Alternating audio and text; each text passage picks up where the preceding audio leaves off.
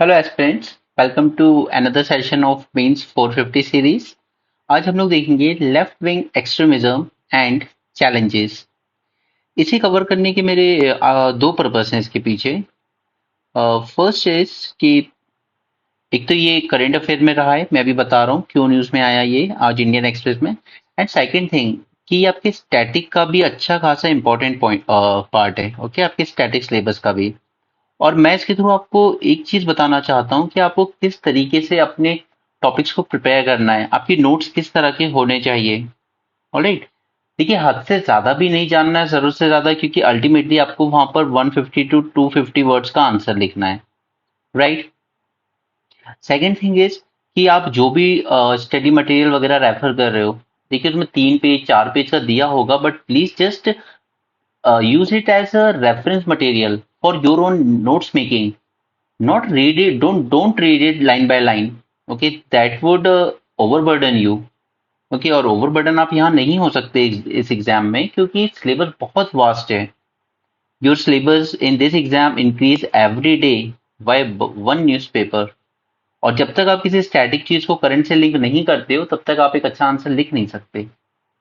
Right, सो मेरा purpose यहाँ पर आपको सिर्फ इन्फॉर्मेशन देना नहीं होगा, बल्कि ये दिखाना होगा कि स्पेशली सोशल सिक्योरिटी, इस तरह के टॉपिक्स जो स्टैटिक प्लस करंट लिंकेज जिनमें बहुत ज्यादा इंपॉर्टेंट हो जाता है, उन्हें आपको किस तरीके से प्रिपेयर करना है। तो क्योंकि अगर मैं आपके सामने ही लिखता, ये आपकी नोट्स मेकिंग आपको लिखवाने के लिए, जो कि मैं आपको हमेशा कहता हूँ हैंड रिटन नोट्स बनाइए, तो उसमें ये लेक्चर काफी लेंदी हो जाता। इसलिए मैंने नोट्स पहले से लिखे हुए हैं। आपको अगर इसकी पीडीएफ चाहिए हो तो आप इसको टेलीग्राम चैनल से ले लीजिएगा। ओके, वहां पर आप मैसेज कर सकते हैं, इजी एस पाई। ऑलराइट, चलिए शुरू करते हैं। कलर चूज कर लेते हैं पहले कोई अच्छा सा, ये ठीक रहेगा। ओके, चलिए। देखिए पहले तो लेफ्ट विंग एक्सट्रीमिज्म और चैलेंजेस। तो पहले हम ये देखेंगे डेफिनेशन क्या है। ठीक है, तो डेफिनेशन को आप जितना सिंपल रख लोगे ब्रेक डाउन करके ना, उतना बेटर आपका एग्जाम में रिकॉल कर पाओगे। एंड मैं हमेशा कहता हूँ ऐसे टॉपिक्स के लिए इंट्रोडक्शन और कंक्लूजन पहले से रेडी रखो अपने पास। ओके, वहाँ टाइम वेस्ट नहीं करना एग्जाम हॉल में। और डेफिनेशन को भी इतना ब्रेक डाउन कर लो कि वो अपने आप नेचुरली फ्लो हो आपके दिमाग में। ठीक है, सबसे पहले जब हम लेफ्ट विंग एक्सट्रीमिज्म की बात करते हैं तो हमारे दिमाग में क्या इमेज आती है? हथियार की, बंदूकों की। राइट। सो एक चीज श्योर है कि it is an armed movement. Okay, जिसकी रूट कहाँ लाई करते हैं? इसकी रूट लाई करते हैं पॉलिटिकल आइडियोलॉजीज में। और ये पॉलिटिकल आइडियोलॉजी क्या कहती है इनको? कि हमें सोशल पॉलिटिकल इकोनॉमिक चेंजेस लाने हैं। और कैसे लाने हैं? तो वायलेंट मीन्स से लाने हैं। ऑलराइट, सो आप इसको आराम से अपनी डेफिनेशन तैयार कर सकते हो that left wing extremism is an armed movement rooted in political ideologies that seek to bring in social, political, and economic changes through violent means. Complete. Your definition is done with this. Right. तो जितना आप simple रखोगे उतना अच्छा होगा। ठीक है, इसको लेफ्ट विंग एक्सट्रीमिज्म को हम लोग नक्सलिज्म भी कहते हैं एंड माओइज्म भी कहते हैं। क्लियर? चलिए, अब आ जाते हैं करंट न्यूज पे। तो आज की इंडियन एक्सप्रेस में डेटेड 7 अक्टूबर। ऑलराइट, 7 अक्टूबर की न्यूज में होम मिनिस्टर ने कहा है कि हम टारगेट सेट करते हैं अपने सामने कि हम 2 साल में इस लेफ्ट विंग एक्सट्रीमिज्म को पूरी तरह से अप्रूव कर देंगे। ओके, और अब अगर इन्होंने ये बोला है तो ऑब्वियस सी बात है कि किसी बेसिस पर ही बोला होगा। राइट, कोई तो बेसिस होगा उनकी इस बात का। तो बिल्कुल है। कुछ डेटा उन्होंने जो दिया है वो कहता है कि 2014 जब से इनकी सरकार बनी से अब तक 23 तक, और पिछले उसके पहले के 10 साल जब दूसरी गवर्नमेंट रही, योगी यूपीए गवर्नमेंट थी, कांग्रेस लेड यूपीए। ठीक है, हमें ये सब नहीं लिखना एग्जाम में, बट डेटा इंपॉर्टेंट है। वो कह रहे हैं कि इस 10 साल के पीरियड से और इस 10 साल के पीरियड के बीच, ठीक है, 52% डिक्लाइन हुए हैं वायलेंट इंसिडेंट्स। और नंबर ऑफ डेथ भी 69% कम हुई है। 72% सिक्योरिटी फोर्सेस की डेथ और 68% सिविलियंस की डेथ में कमी आई है। तो आप ये डेटा एंड दिस डेटा ये आप याद रखेंगे। और उन्होंने एफर्ट्स क्या गिनाए गवर्नमेंट के कि 195 न्यू कैंप्स खोले गए हैं सीएपीएफ फोर्सेस के, एंड 44 और भी अभी खोले जाने की प्रोसेस चल रही है। उसके अलावा कि मोदी सरकार ने सिक्योरिटी रिलेटेड जो एक्सपेंडिचर है, ओके, सिक्योरिटी को स्ट्रेंथन करने के लिए उसको डबल किया है। ठीक है, तो ये तो मैंने आज आपको न्यूज़पेपर के एनालिसिस के साथ ही समझा दिया था। और मैंने यहाँ पे चक्रव्यूह की फोटो इसलिए लगाई है क्योंकि सीरियसली ये चक्रव्यूह हुई है जो पिछले 5 दशकों से 5 डेकेड से चला आ रहा है, सिंस 1960s, बट हम इससे बाहर नहीं निकल पाए। ओके। और सबसे बुरी बात ये है एज ए इंडियन कि दोनों तरफ हमारे ही लोग हैं। पुलिस फोर्सेस में जो हैं वो भी हमारे हैं, और जो इधर नक्सल्स जो लड़ रहे हैं वो भी हमारे ही देश के नागरिक हैं। ओके, सिर्फ कुछ कॉजेस ऐसे हैं जिनको दूर नहीं किया जा पा रहा है आज तक। चलिए एनीवे, पहले मैं आपको बता देता हूँ इसका इवोल्यूशन इस नक्सलिज्म का। ठीक है, नक्सलबरी इंसिडेंट से शुरुआत हुई थी जो कि वेस्ट बंगाल में हुआ था 1960s में। और इसके लीडर कौन थे? It was led by Charu Majumdar. Majumdar भी बोलते हैं, मजूमदार भी बोलते हैं। He died in 1972। तो लगा कि अब ये मूवमेंट थम जाएगी, खत्म हो जाएगी। नहीं, पर ऐसा नहीं हुआ। पीपल्स वॉर ग्रुप बनकर एक उभरा इन 1980। ओके। उसके बाद फिर काफी टाइम तक थोड़ा डोरमेंट रहा, फिर 2004 के आसपास दोबारा रिवाइव हुआ। रिवाइव होने की वजह क्या थी कि ये जो पीपल्स वॉर ग्रुप जो ऑलरेडी था, उसने अपने आप को ज्वाइन कर लिया माओइस्ट कम्युनिस्ट सेंटर के साथ, और दोनों ने मिलकर बना लिया एक party, that is communist party of India, Maoist. Okay. और वहां से बढ़ते बढ़ते नक्सलिज्म आज 11 स्टेट्स और 90 डिस्ट्रिक्ट्स में फैल चुका है। क्लियर? अब इसी में एक वर्ड आ जाता है माओइज्म। तो ये क्या है? देखिए, माओइज्म है एक कम्युनिज्म का ही तरीका। ठीक है। अब पहली बात तो ये कि मैं आपको कम्युनिज्म पूरा पढ़ा नहीं सकता क्योंकि इसके लिए मुझे आपको लेना पड़ेगा पूरा all the way 1917, okay, Russian revolution तक। ओके। उसके बाद इंटरनेशनल कमेंटेरियन सेटअप होती है, फिर वो कम्युनिज्म को स्प्रेड करती है, फिर कम्युनिज्म अलग अलग कंट्रीज में जाके अपना सेपरेट सेपरेट फॉर्म लेता है, और वही कम्युनिज्म जब चाइना में पहुंचता है तो वो अपना एक सेपरेट फॉर्म लेता है, that is called as Maoism led by Mao. Okay.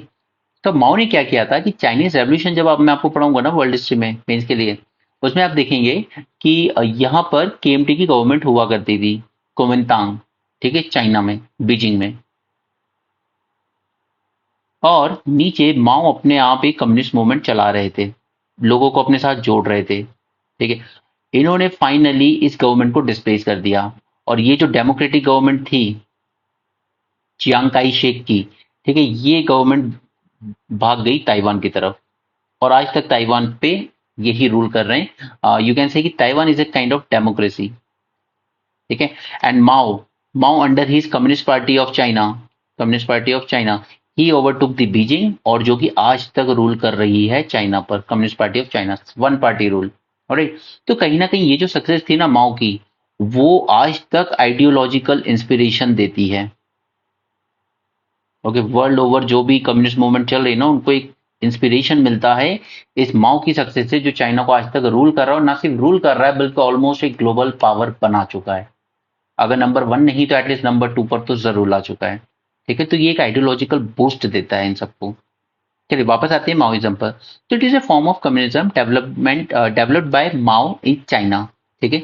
इसका गोल क्या था? गोल सिंपल था, that we have to capture the power. और पावर कैप्चर कैसे करोगे आप? 3 तरीके। आर्म्ड इंसर्जेंसी करेंगे, बिल्कुल हुई थी। मास मोबिलाइजेशन करेंगे। तो चाइना में इसने माओ ने शुरू किया था यहाँ से, सदर्न चाइना से।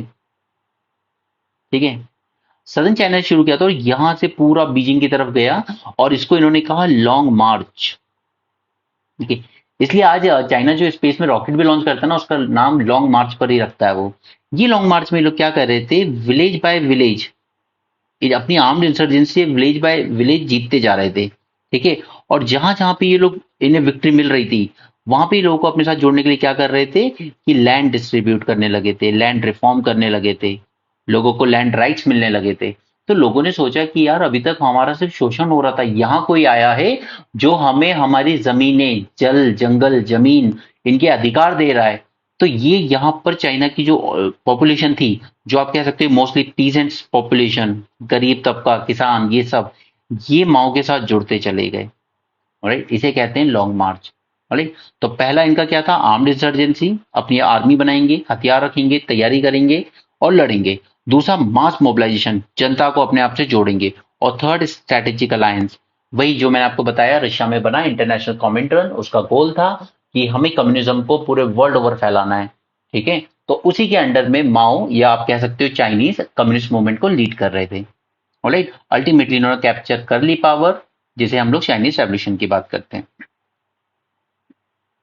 चलिए, तो हमने डेफिनेशन देख लिया, हमने इवोल्यूशन जान लिया, ठीक है। उसके बाद हमने करंट के कुछ डेटा जान लिए जो न्यूज से रिलेटेड था, ठीक है। फिर आज ये सबसे बड़ा सिक्योरिटी थ्रेट बन चुका है हमारे लिए, ना सिर्फ छत्तीसगढ़ झारखंड बल्कि इवन उड़ीसा, आंध्र प्रदेश, ठीक है, इन सब स्टेट्स में ये फैलता जा रहा है। और ये जो मोस्टली जो फैल रहा है ना, इसको हम लोग कहते हैं रेड कॉरिडोर। जिन जिन एरियाज में ज्यादा एक्टिव है उसे हम कहते हैं रेड कॉरिडोर। राइट, तो अब हम लोग जान लेते हैं कॉजेस, ठीक है। फिर इसके इम्पैक्ट क्या होता है हमारी कंट्री पर, नेशनल सिक्योरिटी पर। उसके बाद गवर्नमेंट ने मेजर्स क्या लिए हैं और फाइनली उन मेजर्स में कमी क्या है, ठीक है। इतना जान लेंगे 4 हेडिंग्स में। इससे हटके कोई डोमेन नहीं बचेगा, कोई डायमेंशन नहीं बचेगा जिससे आपको मेंस में क्वेश्चन पूछा जा सके। सो इस वीडियो पे बने रहिए एंड तक, and I can assure you आपको टॉपिक बहुत अच्छे से समझ भी आएगा और आप कोई भी क्वेश्चन हैंडल कर लोगे इजिली। ओके, कोई कोचिंग के मटेरियल के पीछे भागने की जरूरत नहीं है आपको। चलिए, कॉजेस। सबसे पहला कॉजेस है कि यहाँ पर जो ट्राइबल पॉपुलेशन रहती है उसमें कहीं ना कहीं कोई डिसकंटेंट तो है, ठीक है, कुछ तो डिसकंटेंट है। सबसे पहला डिसकंटेंट शुरू हुआ था कि आप इंडिपेंडेंस के बाद लैंड रिफॉर्म नहीं कर पाए थे। नॉट जस्ट रिफॉर्म, बल्कि लैंड डिस्ट्रीब्यूशन नहीं कर पाए थे। आप चाइना से भी नहीं सीख पाए कि वहां पर माओ की पॉपुलैरिटी क्यों बढ़ी, क्योंकि उसने लैंड डिस्ट्रीब्यूट किया उन लोगों में जिन्हें जरूरत थी, जो गरीब थे, जो दूसरों की जमीनों पे खेतों पे काम कर रहे थे। ये चीज हम नहीं कर पाए। This is the first and most important cause जिसकी वजह से ये बढ़ा, ठीक है। दूसरा, आगे चल के जब हम लोग फॉरेस्ट कंजर्वेशन एक्ट लेकर आए 1980 में, यहां पर ट्राइबल्स को डिप्राइव कर दिया हमने फॉरेस्ट के राइट से। ओके, ये गलती हुई हमसे। फिर हमने इसको सुधारा फॉरेस्ट राइट 2006 में, लेकिन उसमें भी अब एक कमी क्या निकल के आती है कि बहुत ही हेस्टी रिजेक्शन हो रहे हैं। बेचारे ट्राइब्स अपनी लेकर आते हैं अपनी एप्लीकेशंस, अपने कुछ प्रूफ्स लेकर आते हैं, बहुत ही हेस्टली रिजेक्ट कर दिया जाता है। नो नो नो, आपके पेपर ठीक नहीं है, आप जाइए, ठीक है। ये इंडियन एक्सप्रेस की ही न्यूज थी कि ये फॉरेस्ट राइट एक्ट में जब ट्राइब्स क्लेम भी कर रहे हैं तो काफी हेस्टी रिजेक्शन हो रहा है। अब आप चाहे उसको करप्शन से जोड़ लीजिए या लैक ऑफ डॉक्यूमेंट से जोड़ लीजिए या उनके पास प्रूफ नहीं है इतना, बट काफी रिजेक्शन हो रहा है, तो वो डिससेटिस्फैक्शन ही क्रिएट करेगा उनमें। नेक्स्ट, आपको इंफ्रास्ट्रक्चर प्रोजेक्ट लगाना हो, आपको माइनिंग करनी हो, तो अल्टीमेटली डिस्प्लेसमेंट किसकी होती है? ट्राइब की होती है, ठीक है, क्योंकि हमें जो भी नेचुरल रिसोर्सेज वो कहाँ मिलेंगे? जंगल्स में मिलेंगे। माइनिंग करनी है माउंटेन्स में, तो ट्राइब्स को डिस्प्लेस करना पड़ता है। नेक्स्ट, अभी रिसेंटली ना MMDR, mines and mineral development regulation act को अमेंड किया गया है। तो अब ऐसा परसेप्शन बन रहा है, या आप कह सकते हो कि जो आइडियोलॉजिकल सपोर्ट देते हैं इनको, वो लोग ऐसा परसेप्शन क्रिएट कर रहे हैं ट्राइब्स के बीच कि देखिए इससे तो आपकी मिसरी और एग्रेवेट हो जाएगी।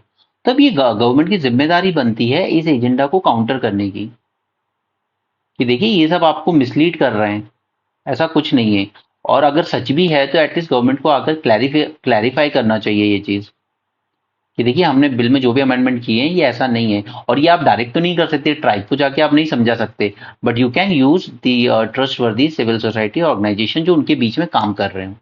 ओके, लेकिन अभी तक हमारी गवर्नमेंट का पिछले कुछ टाइम में एटीट्यूड क्या देखा गया है कि जो एनजीओ जो इनके बीच में वर्क करते हैं उन पे एलिगेशन लगाए जा रहे हैं उल्टा, कि आप लोग तो फॉरेन फंडिंग ले रहे हो, ठीक है। उनको अर्बन नक्सलाइट्स टैग कर दिया जा रहा है कि आप तो अर्बन नक्सल्स हो, ठीक है, आप कोवर्ट आइडियोलॉजिकल सपोर्ट देते हो नक्सलाइट्स को। तो अगर आप सभी एनजीओ को इस नजर से देखोगे तो फिर आप ट्राइब्स के बीच में अपनी बात कैसे रख पाओगे? उनकी जो मिसपरसेप्शन है गवर्नमेंट को लेकर वो कैसे क्लियर कर पाओगे? ठीक है, तो हो सकता है कुछ एनजीओ इस तरह के काम कर रहे हो, बट सभी एनजीओ को एक ही नजर से देखना तो फिर मुश्किल हो जाएगा। चलिए, तो ये हो गया पहला पॉइंट हमारा, ट्राइबल डिस्प्लेस डिसकंटेंट, उसके हमने कुछ रीजंस जान लिए। Next, gullible targets.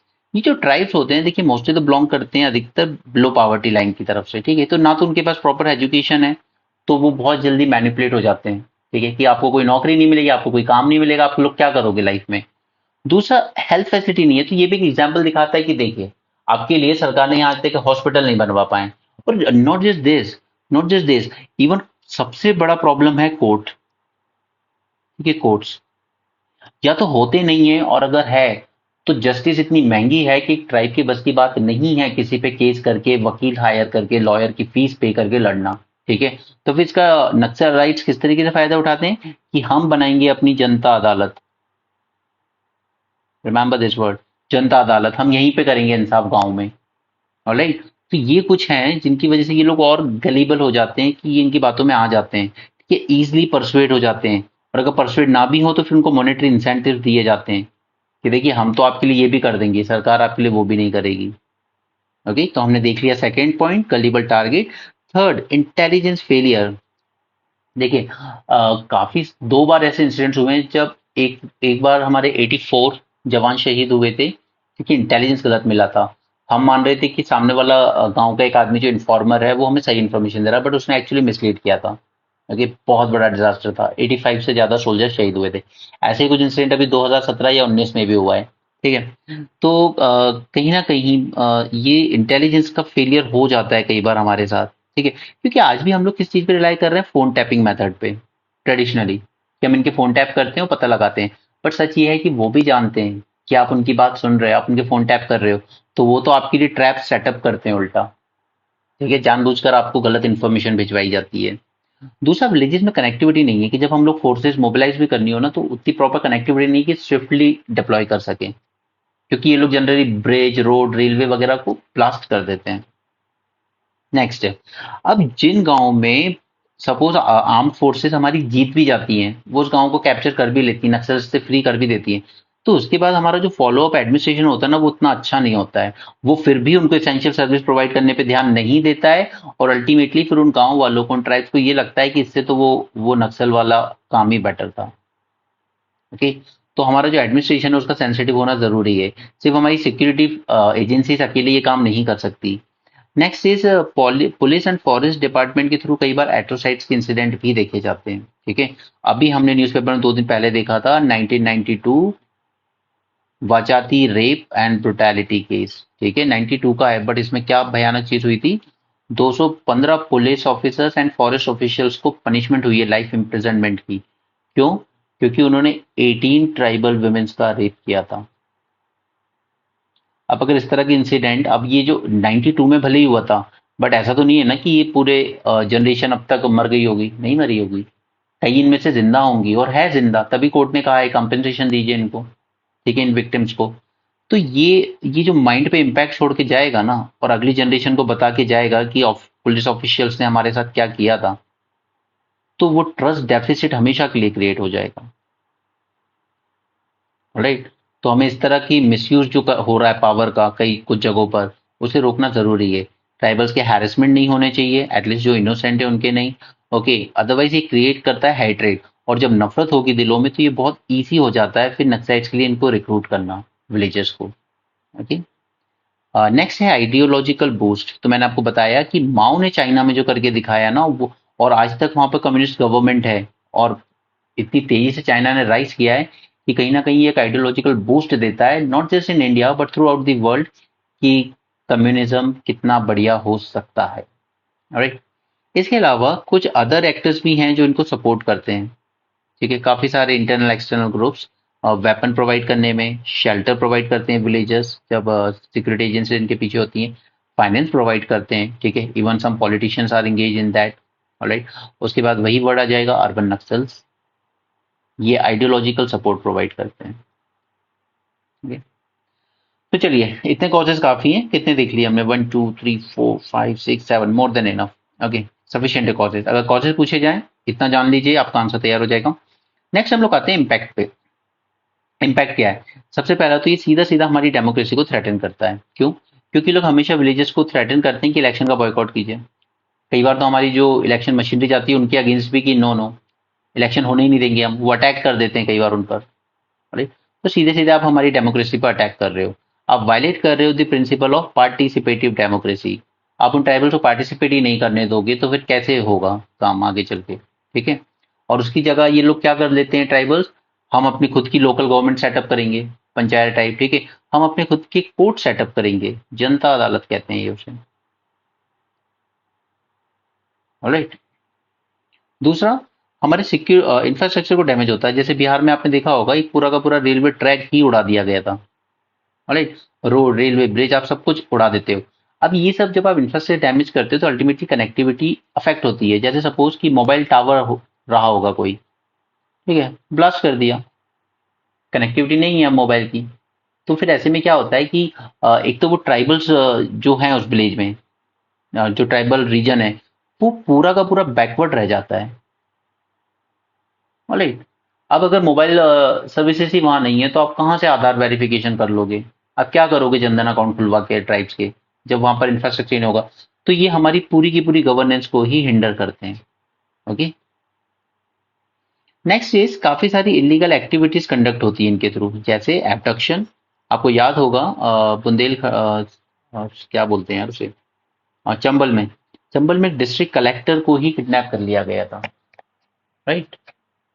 Abduction, extortion, protection money मांगते हैं ये। लाइक फॉर एग्जांपल किसी मोबाइल कंपनी को वहां टावर लगाना है, तो ऐसा तो नहीं है कि उनकी कोई दुश्मनी तो मारेंगे, लेकिन पैसा दो पहले, गिव अस द मनी।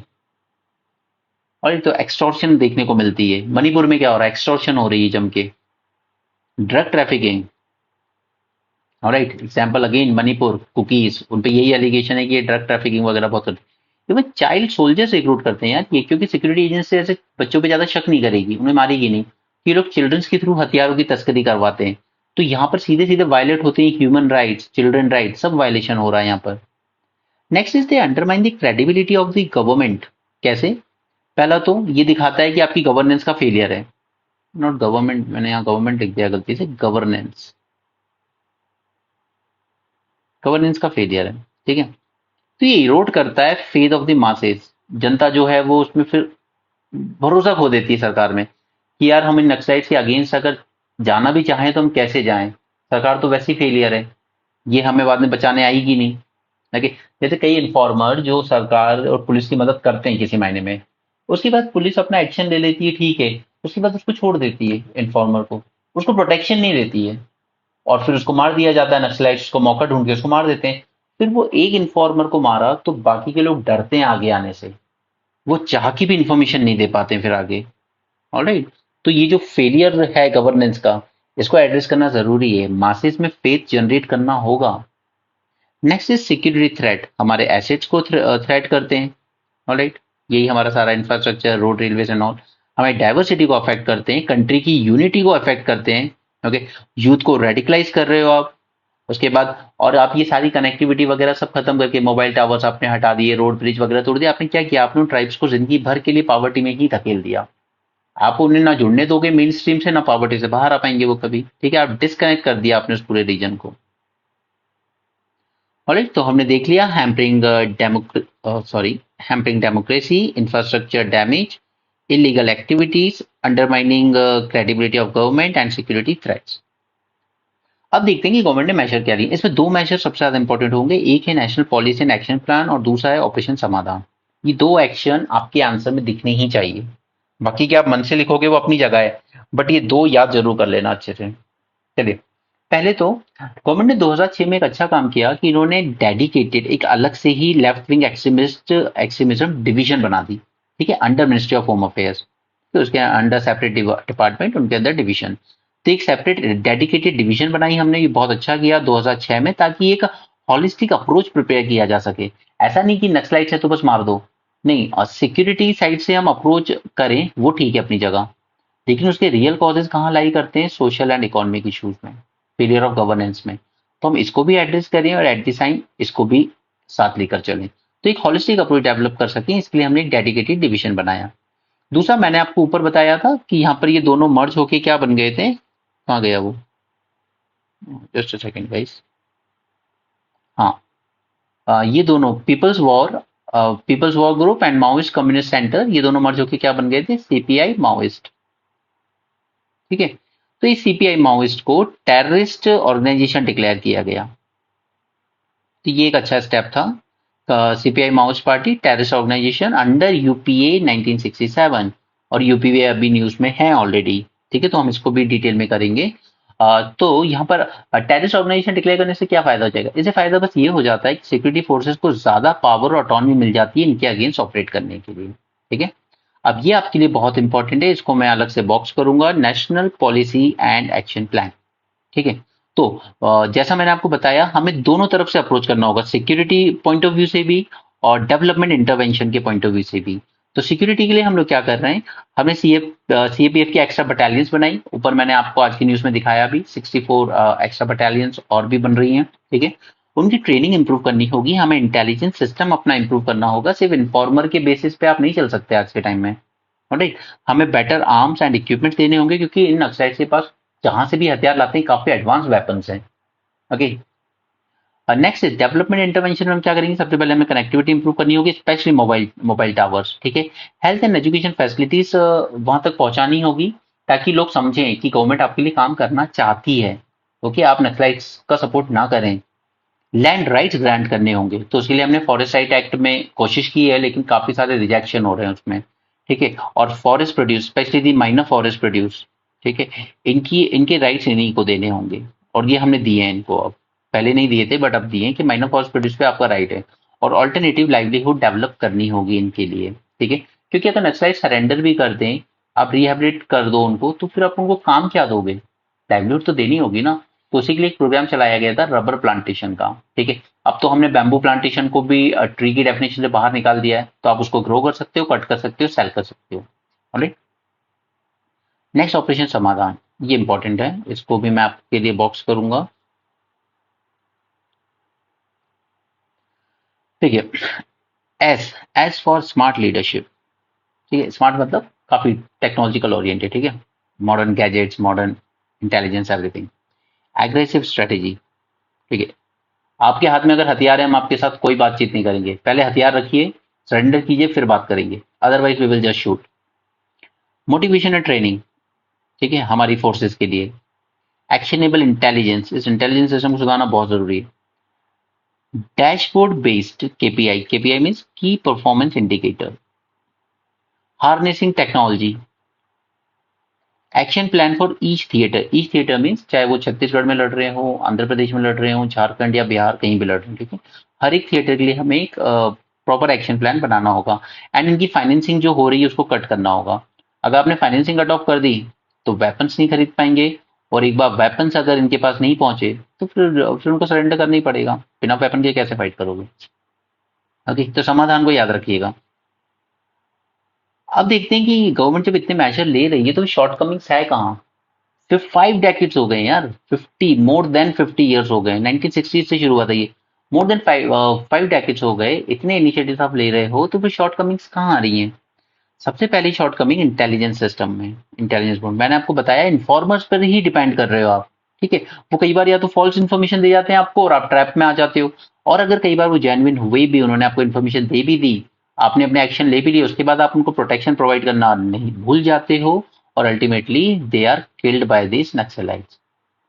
और इससे क्या होता है कि बाकी की जो दूसरे हैं, जो चाहते हैं कि ये नक्सलिज्म खत्म हो, वो बेचारे भी फियर में आ जाते हैं कि यार नक्सलाइट्स के खिलाफ हम खबर नहीं दे सकते पुलिस को। ओके, तो हमें पहले तो अपने इंटेलिजेंस इनपुट में जो शॉर्टकमिंग उसको दूर करनी चाहिए। दूसरा, लार्ज ट्रूप डेप्लॉयमेंट। अब देखिए, अगर 1000 जवानों का काफिला जा रहा है, ओके, 1000 जवानों का काफिला जा रहा है, तो कॉन्वॉय कितना बड़ा होगा। इजिली इजिली उनको पता चल जाएगा, आज यहाँ से आर्मी या अपनी फोर्सेस का कॉन्वॉय मूव कर रहा है, now they are more prone to attack, right. तो जरूरी है कि हम इस कॉन्वॉय को शॉर्ट करें, शॉर्ट 20-30 लोगों की टुकड़ियों में आगे बढ़ाएं। ओके, तो ये एक गलती हमसे हो रही है बार बार। ट्रस्ट डेफिसिट, ट्रस्ट डेफिसिट बहुत ज्यादा है against forces and administrators, administrating authorities. इस ट्रस्ट डेफिसिट को ब्रिज करना बहुत जरूरी है। और ऊपर जो मैंने आपको 1992 वाला केस बताया, अगर ऐसे केसेस आते रहे तो वो ट्रस्ट डेफिसिट और बढ़ जाएगा। दैट इज, एक चीज अच्छी हुई है कि मद्रास हाई कोर्ट ने इनके खिलाफ सख्त सजा दी है, और गवर्नमेंट से कंपेंसेशन भी दिलवाया है। और सिर्फ इतना ही नहीं कि गवर्नमेंट से कंपेंसेशन दिलवाया है, ये कहा गया है कि ये जो 215 ऑफिसर्स है ना, इनसे 50% वसूल करो कंपेंसेशन का अमाउंट, ऑलराइट। तो कहीं ना कहीं चलो, आई नो कि हील नहीं हो सकते इतने गहरे अमाउंट, बट कुछ तो बेहतर होगा। अप्रोच, अप्रोच है हमारा कि ये बहुत सिक्योरिटी प्रॉब्लम है, तो हम सिर्फ फोर्सेस स्ट्रेंथन कर लेंगे, ये सब कर लेंगे, नहीं। सिर्फ सिक्योरिटी प्रॉब्लम नहीं है, ये एक सोशियो इकोनॉमिक और पॉलिटिकल प्रॉब्लम भी है, राइट। आप उनकी सोशियो इकोनॉमिक नीड्स को एड्रेस कीजिए, आप उनकी पॉलिटिकल इश्यूज को समझिए। अब जब वहां पर इलेक्शन होते तब उनके बीच के लीडर को ही टिकट दीजिए। मैं आपको आज भी इवन मध्य प्रदेश में ऐसे कई आप कह सकते हो असेंबली कॉन्स्टिट्यूंसी बता सकता हूं जहां पर आज ही नहीं पिछले 40-45 साल से सभी पार्टियां बाहर के इन्फ्लुएंशियल लोगों को टिकट दे रही हैं।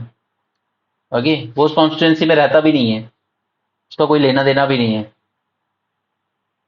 ठीक है, बस वोटर रहा है, उसमें नाम लिस्ट में जुड़वा रखा है और वो बस वहां से हर बार एमएलए बन जाता है और फिर लोगों की कंसर्न से उसे कोई मतलब नहीं। ठीक है, तो इस पॉलिटिकल प्रॉब्लम को एड्रेस करना जरूरी है।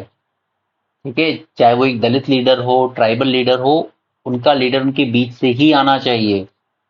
ये नहीं कि बाहर वाले को टिकट दे के पॉलिटिक्स में ले आए वहां से। That's not good. Lack of conviction. Okay, क्योंकि कुछ पॉलिटिशियंस हैं लोकल जो इनको सपोर्ट करते हैं इनडायरेक्टली। ठीक है, तो ये कुछ शॉर्टकमिंग्स थी, 4-5 शॉर्टकमिंग्स देख ली हमने ताकि हम अपने आंसर को हॉलिस्टिक बना सकें। Way forward. अब बोलें तो बोलें क्या और करें तो करें क्या। तो नेताजी ने बहुत अच्छी बात कही थी। ठीक है, इतना कुछ होने के बाद भी अब करें तो और करें क्या, चलिए देखते हैं और क्या कर सकते हैं। सबसे पहला तो हमें एक पीस एग्रीमेंट साइन करने की जरूरत है इनके साथ, just like Mizo accord. Okay, Rajiv Gandhi government ने किया था 1986 में, और आज देखिए आप मिजोरम कंपैरेटिवली सबसे ज्यादा पीसफुल है नॉर्थ ईस्ट रीजन में। ठीक है, तो पहले तो एक पीस अकॉर्ड की पीस एग्रीमेंट करना चाहिए हम इनके साथ, वो भी एक विन विन सिचुएशन में, कि आपकी क्या नीड्स हैं आप बताइए, उसको किस तरीके से आप एड्रेस करवाना चाहते हैं वो बताइए। ठीक है, क्योंकि देखिए ये तो आप छोड़ दीजिए कि आर्म्ड आप किसी भी तरह के आर्म्ड रेबिलियन से यहाँ की पॉलिटिक्स या डेमोक्रेसी को चेंज कर लोगे, ऐसा कुछ होने से रहा। ठीक है, वो चीज नहीं हो सकती जो चाइना में हुई है, वो भी 1950s 40s 50s में हुई थी, तो अब नहीं कर सकते आप। तो कहीं ना कहीं आप बस अपनी कंडीशंस बताइए कि आपको क्या चाहिए, हम बता दें कि हम कितना एक्सेप्ट कर सकते हैं, and let's reach to a peace agreement. Okay, एक बार चांस दे के देखिए डेमोक्रेसी को, अगर आपके कंसर्न्स एड्रेस ना हो पाए तो फिर बोलिएगा, but let's give it a chance. All round development, ये बहुत जरूरी है। जब तक डेवलपमेंट नहीं होगा वो लोग मैनिपुलेट होते रहेंगे वहां, उनको लगता रहेगा यार कोर्ट तो हमारी सुनता नहीं, पुलिस हमारी सुनता नहीं, एटलीस्ट नक्सल्स हमारी सुनते हैं, चलो इनके पास चलें। ओके, अभी ऑलराउंड डेवलपमेंट कैसे होगी, पहले तो हमें राइट्स स्ट्रेंथन करने होंगे लोकल कम्युनिटी के। दूसरा, हमें गवर्नेंस इंप्रूव करनी होगी, एंड हमें पब्लिक परसेप्शन इंप्रूव करना होगा कि आप, ये गवर्नमेंट आपके लिए है, आपके द्वारा चुनी हुई है और आप ही के लिए काम करना चाहती है। ऑलराइट, हम कोशिश कर सकते हैं कि हम वहाँ के एरियाज में पुलिस में भी ज्यादा लोकल्स को ही रिक्रूट करें। ठीक है, ताकि वो फील करे कि भाई हम खुद भी गवर्नेंस का पार्ट हैं, ऐसा नहीं है कि यहाँ सारे पुलिस वाले बाहर से आके पोस्टिंग ले रहे हैं, हम भी इस गवर्नेंस का पार्ट हैं। ठीक है, next is employ more locals in administration, वही जो ऊपर पॉइंट बोला मैंने। ओके, ये ट्रस्ट डेफिसिट को कम करेगा। सिविल सोसाइटी का सपोर्ट आप ले सकते हो, जैसे आंध्र प्रदेश में एक प्रोग्राम चलाया गया था, जन्मभूमि प्रोग्राम इन आंध्र प्रदेश। ओके, अच्छे रिजल्ट थे इसके भी। और बस्तर में ना एक मार्च 2021 में एक पीस मार्च निकाला गया था। ठीक है, पीस मार्च निकाला गया था जिसका नारा था बस्तर मांगे हिंसा से आजादी।